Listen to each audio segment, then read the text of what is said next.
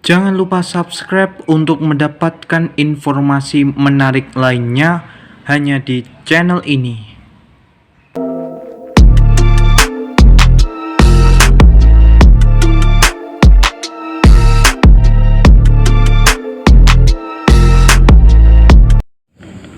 Pendengar, hari ini saya akan memberikan informasi yang berjudul kunjungan Presiden Prabowo Subianto ke Jepang dan Korea menghasilkan komitmen bisnis senilai 575 triliun rupiah.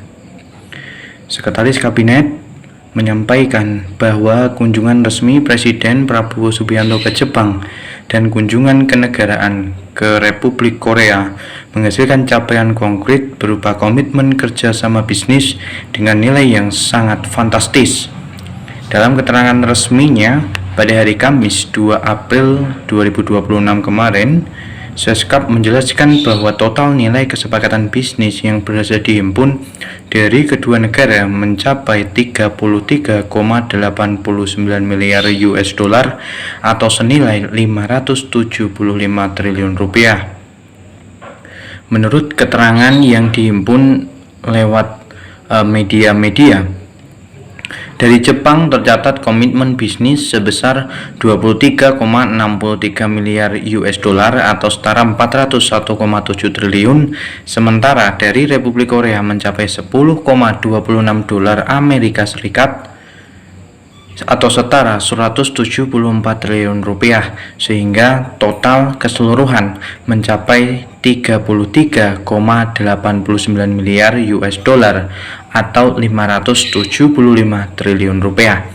Dari kedua kesepakatan ini atau dari informasi ini, kita bisa berharap banyak kepada hasil kunjungan negara dari Presiden Prabowo Subianto yang tadi sudah saya sampaikan menghasilkan komitmen bisnis senilai 575 triliun rupiah, dan semoga dari hasil ini bisa membawa dampak yang baik bagi Indonesia, khususnya terkait dengan bidang pendidikan, teknologi maupun bidang-bidang yang penting atau bidang-bidang yang menjadi komponen dalam pembentukan suatu bangsa.